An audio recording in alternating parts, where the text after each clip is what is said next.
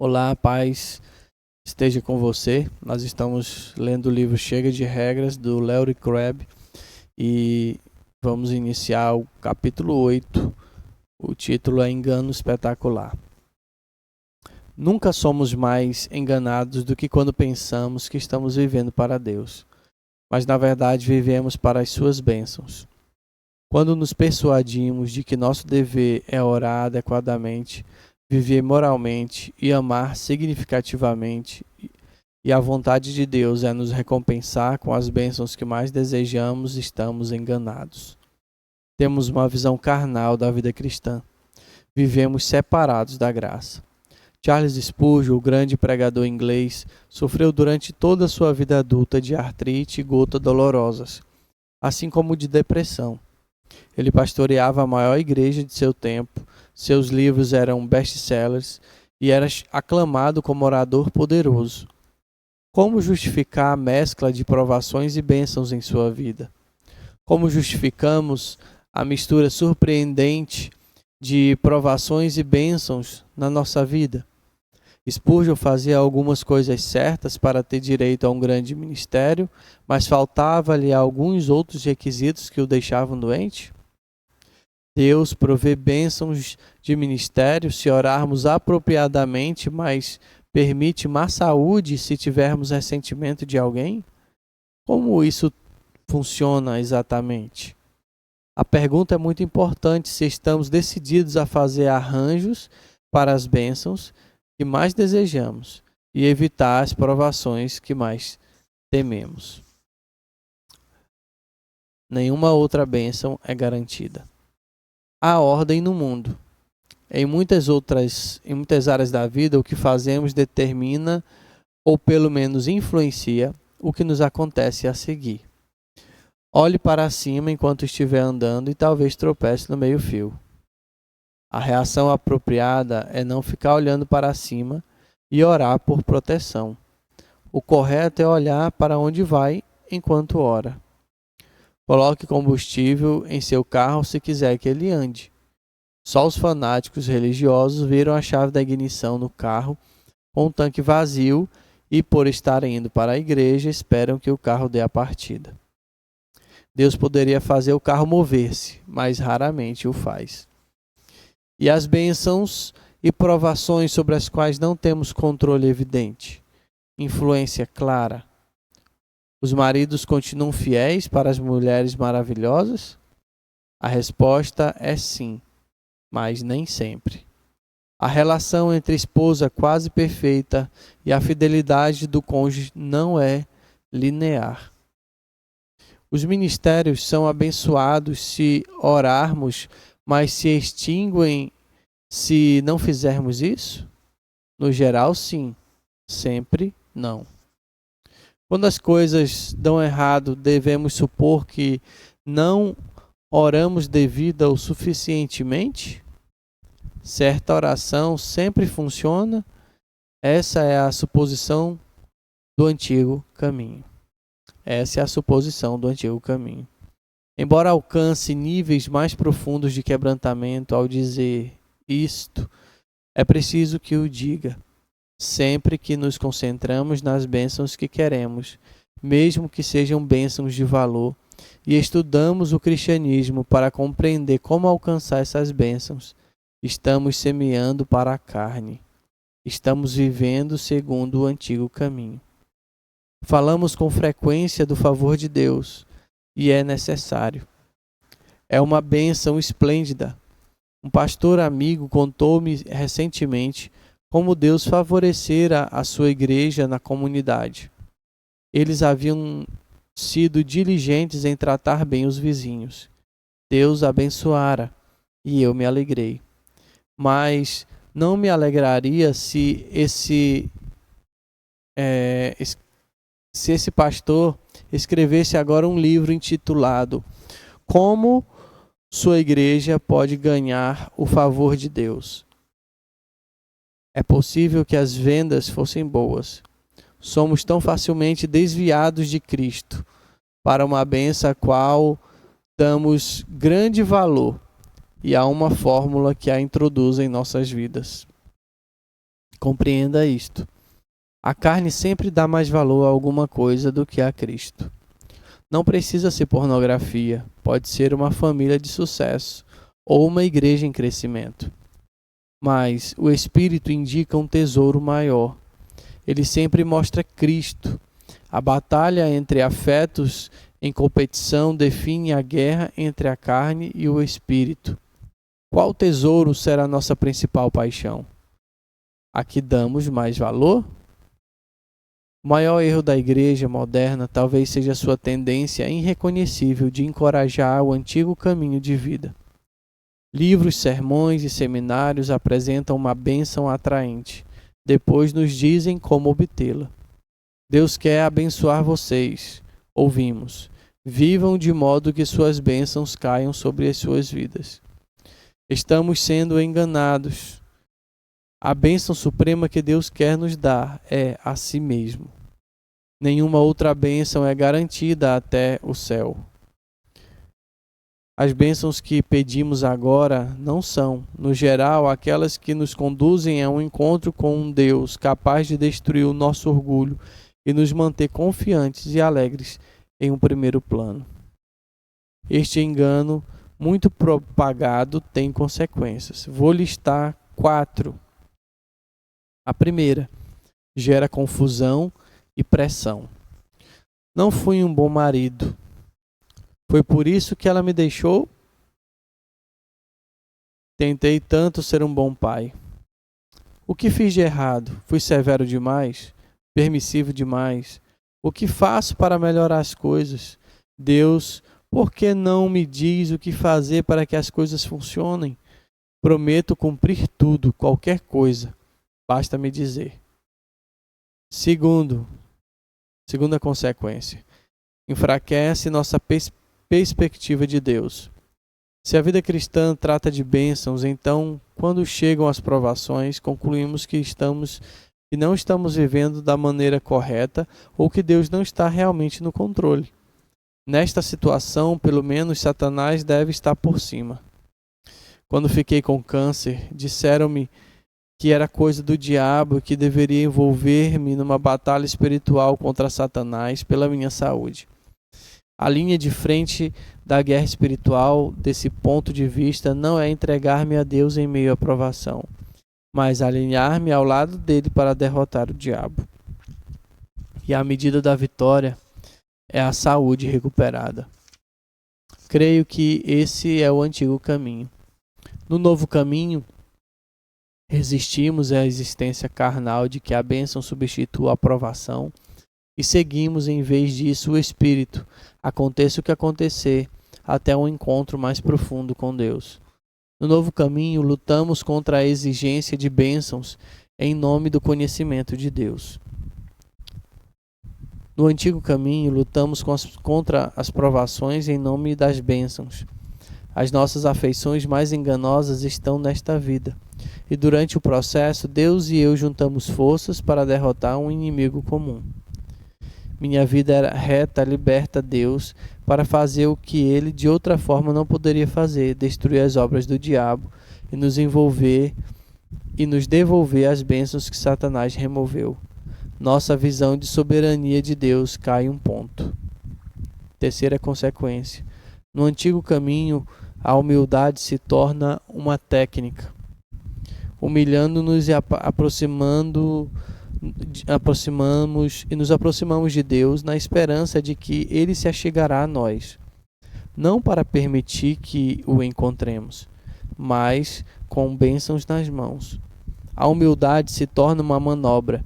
Chegamos com as mãos vazias, mas com um dedo apontando. Dê-nos isso. A dependência cede o seu lugar para a metodologia. Quando o método funciona, nos sentimos muito satisfeitos com a nossa humildade. Compartilhamos da glória.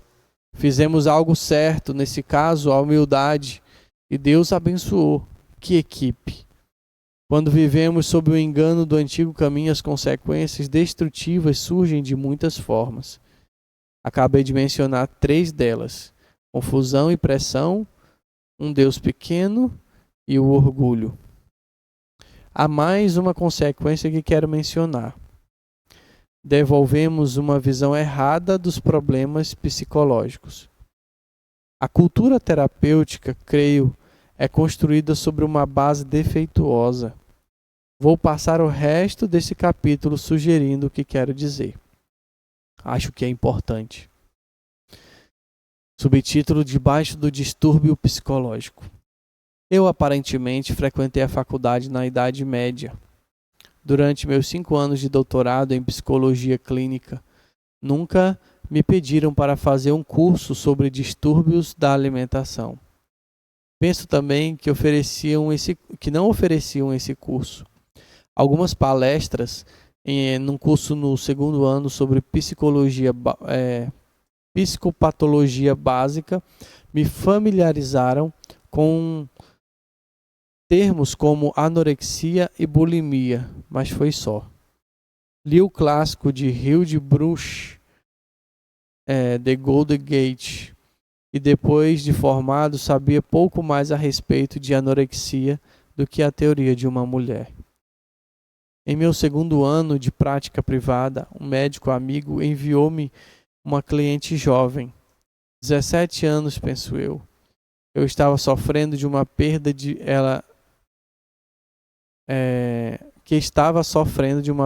peso anormal. A cliente de 17 anos estava sofrendo uma perda de peso anormal. Peguei um exemplar do livro Golden Gate da estante e folheei-o rapidamente para preparar-me. Comecei a entrevista aparentando confiança. Não tinha uma pista sequer. Nos primeiros minutos, fiquei sabendo que ela estava a cerca de 13 quilos abaixo do peso normal. Ela corria 64 quilômetros todas as semanas e diminuía sua já fina cintura com 500 abdominais todos os dias e comia como um pássaro. A seguir me disse, com os olhos fitos no chão e uma voz dura como aço: sei que vai tentar fazer com que eu engorde, mas ainda estou gorda. Não adianta insistir. Eu tinha 29 anos na época. Aquele foi meu primeiro encontro direto com o enigma perigoso chamado anorexia, com uma mulher magrinha e rígida que insistia estar acima do peso e decidida contra qualquer pressão a descartar-se de mais alguns quilos.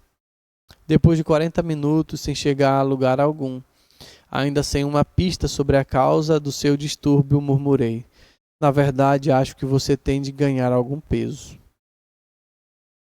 Não tinha ideia do que enfrentar. Seria o mesmo que dizer a meu filho de 4 anos: tente não pecar mais. O que me esperava? Desde Sigmund Freud,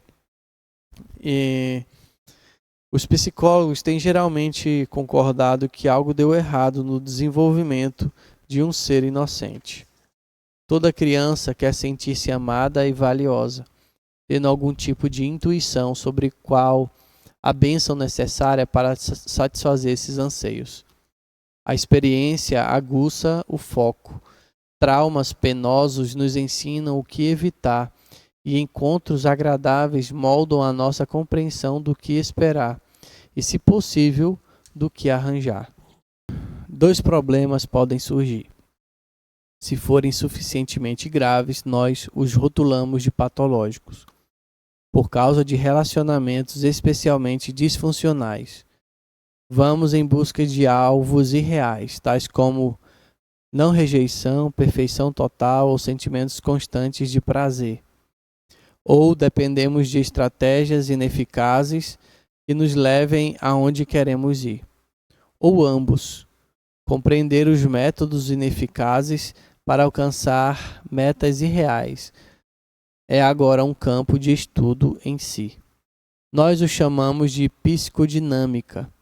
Quando um terapeuta descobre um alvo irracional de alguém no mundo real e quando reconhece que as tentativas de obter alívio interno dessa pessoa são custosas demais, o processo de cura pode começar. O processo quase sempre envolve um esforço de ajudar alguém a comportar-se com maior eficácia a fim de experimentar maior satisfação mediante alguma bênção disponível nesta vida. É o antigo caminho. Tenho imaginado a vida no antigo caminho.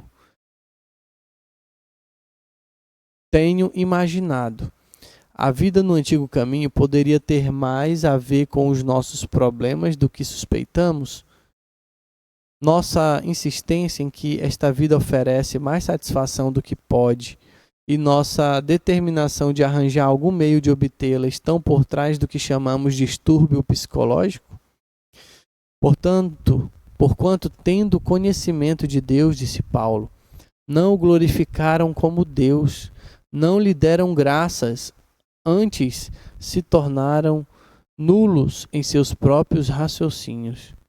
Incalculando-se por sábios, tornaram-se loucos e mudaram a glória do Deus incorruptível em outra coisa. Por isso Deus entregou tais homens à imundícia, pelas concupiscências de seu próprio coração. Os entregou Deus a paixões infames, a uma disposição mental reprovável para praticarem coisas inconvenientes, cheios de toda injustiça, malícia, avareza e maldade. As pessoas vão em busca de uma fonte de satisfação primária que não é Deus. Elas não lhe dão valor acima de todos os outros tesouros. Esse é o antigo caminho. Seus pensamentos se tornam fúteis, suas vidas giram ao redor dos falsos deuses de filhos melhores, boa saúde, relacionamentos satisfatórios, ministérios eficazes, qualquer coisa menos Deus. Essa devoção a um Deus menor liberta toda espécie de problemas, regras egoístas. As fontes da natureza humana ficam poluídas, água contaminada jorra. Como alguém que compra por engano uma roupa do tamanho errado, trocamos a glória de Deus por um traje que julgamos irá ajustar-se um pouco melhor à nossa alma. Afastamo-nos de Deus e vamos atrás de outras bênçãos. O que fizemos pode ser simplesmente explicado. Agora eu vou projetar a imagem que está aqui no livro, na tela, para que vocês entendam aí o diagrama que ele fez. A exigência, a esperança de uma vida melhor, né? Adoramos a um Deus falso. Esse é o objetivo da vida que está ao lado esquerdo. E a decisão está no centro, a decisão de encontrar alegria nesta vida. E aí nós somos enganados pelo mundo, pela carne e pelo diabo. E à direita está a pessoa destinada a ter alegria em Deus. Levamos a imagem de Deus.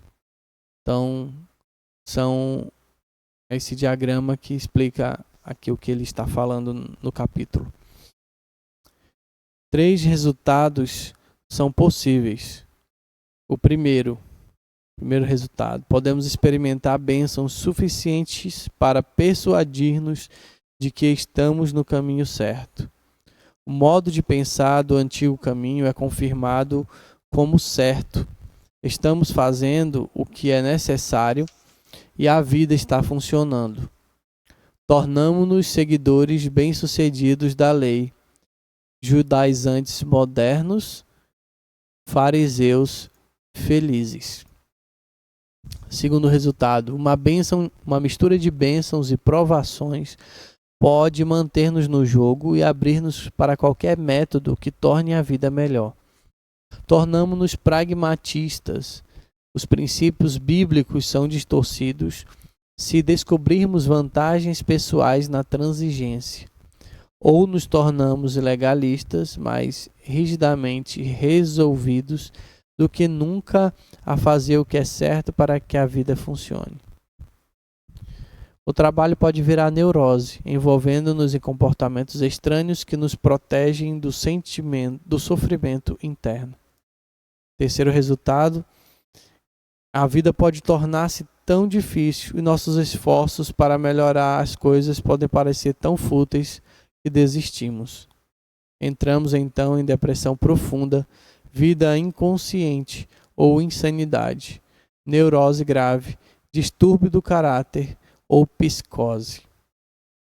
Subtítulo: A luz que não vemos. Com esses pensamentos em mente, leio outro versículo de Paulo e tremo. O Deus desse século cegou o entendimento dos incrédulos para que lhes não resplandeça a luz do evangelho da glória de Cristo, o qual é a imagem de Deus. Os incrédulos não veem a Cristo como o seu maior tesouro, nem a maioria dos cristãos. Vivemos como cegos, perseguindo uma luz que podemos ver, a satisfação trazida pelas bênçãos, e não damos valor à luz que não podemos ver, a glória de Deus. Poderia ser diferente, poderíamos viver de um novo modo, porque Deus, que disse, das trevas resplandecerá a luz, Ele mesmo resplandeceu em nosso coração para a iluminação do conhecimento da glória de Deus na face de Cristo. Deus não é só capaz de remover as remelas dos nossos olhos para que possamos contemplar a beleza de Cristo. Ele já fez isso. Os cristãos podem agora ver Cristo como seu maior tesouro. Podemos viver no novo caminho e quando nos satisfazemos nele, diz John Piper, estamos crucificados para o mundo e para a carne. O diabo perde seu suporte em nossa vida. Podemos aprender a exultar, não na expectativa de uma vida melhor de bênçãos, mas na esperança melhor da glória de Deus. O trauma talvez não seja o verdadeiro culpado. Um eu traumatizado talvez não seja o verdadeiro mal. Ouça Piper novamente. Somos feitos para conhecer e entesourar a glória de Deus acima de todas as coisas. Quando trocamos esse tesouro por imagens, tudo fica confuso. O sol da glória de Deus foi feito para brilhar no centro do sistema solar da nossa alma. Quando isso acontece, todos os planetas da vida são mantidos em sua órbita apropriada. Mas quando o Sol é deslocado, tudo desaparece. No último cálculo, havia mais de 400 sites na internet e salas de bate-papos disponíveis para ajudar os anorexos a continuar magros, ajudá-los a resistir à pressão dos pais, conselheiros e amigos para recuperar um peso saudável. Os sites têm nomes como Minha Amiga Ana, Santuário Pro Ana, Anorex Hannah B e Continuem Magras Amigas. Um site declarou: anorexia é um estilo de vida ou uma amiga, não uma doença. Outro disse: Pro Ana, junte-se a nós e torne-se perfeita. O que está acontecendo? Porque as garotas estão aos milhares procurando hábitos alimentares destrutivos e se apegando a eles como se fosse um pedaço de madeira num oceano encapelado. Ouça Cat Bailey em um site na web. Sempre achei que estava sozinha e que ninguém me entendia. Portanto, um dia resolvi navegar na net, procurando alguém que fosse como eu e pensasse como eu.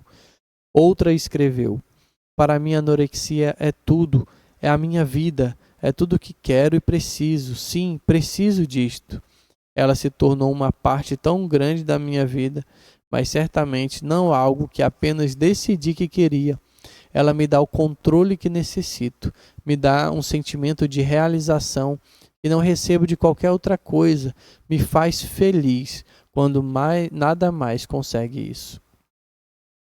Quando trabalhei com minha primeira cliente anorexa há alguns anos, o que tinha de enfrentar? Certamente tive de lutar com pais controladores, com o profundo ressentimento de minha cliente por estar sendo despojada de qualquer senso de identidade separada, e com o seu profundo terror de que iria desaparecer na areia movediça de um mundo sufocante. Porém, nenhuma dessas coisas, por mais terríveis, obstinadas e penosas que fossem, achava-se na raiz dos problemas daquela menina. ela fora cegada pelo Deus deste século, o Deus deste mundo. Não podia ver a glória de Deus na face de Cristo. Em sua mente não havia nada pelo que viver, além do controle que a sua anorexia lhe dava. Era isso que eu tinha de enfrentar. A anorexa grita: para mim, a anorexia é tudo.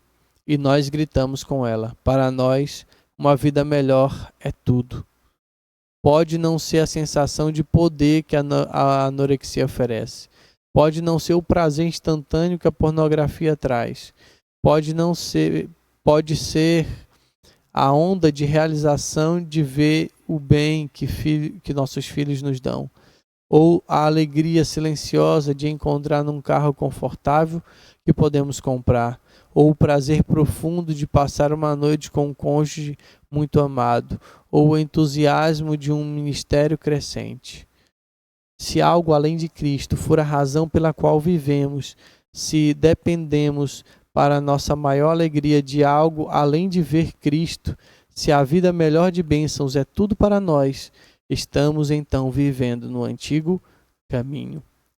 A pressão então está ligada e ficamos vulneráveis a problemas de todo tipo.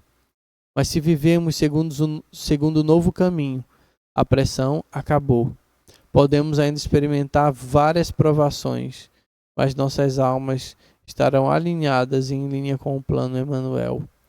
Deus será o nosso Deus e nós seremos o seu povo.